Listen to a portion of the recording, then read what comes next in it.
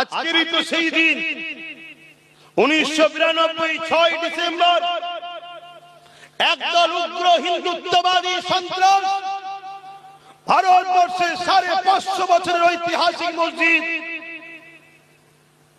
বাবরি মসজিদ, সেই মসজিদ বাবরের নামে তৈরি, কিন্তু মসজিদটা বাবরের নয়, বাবরের বাপেরও নয়।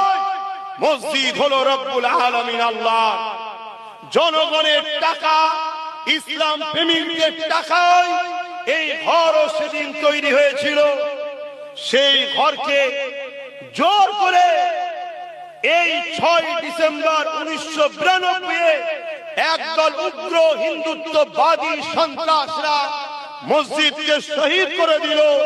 মসজিদ শহীদ হয়ে সেই দিন ভারতের মুসলমানকে মেসেজ দিয়েছিল, তোমরা আমার কাছে না আসার দরুন আজ আমাকে ছিনিবিনি খেলা হলো, তোমরা আমাকে পিয়ার না করার দরুন আজকে আমাকে নিয়ে এরা শহীদ করলো, তোমাদের জন্যই আজ আমাকে এরা টুকরো টুকরো করলো, আমার ইটগুলোকে খুললো, আমার ঢালাইগুলো ভাঙলো, আমাকে এরা জমিনে মিশিয়ে দিল।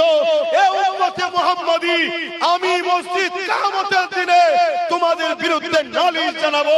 যাকে শহীদ করা হয়েছিল উম্মতে মুহাম্মাদি ঘুমিয়ে থাকার কারণে সেই দিন বাবরি শহীদ হয়ে আমাদেরকে জাগিয়েছিল। ওটা তোমরা যদি ঘুমাও আমার মতো হাজারো বাবরি শহীদ হয়ে যাবে, কিন্তু এ জাতের এখনো ঘুম ভাঙেনি।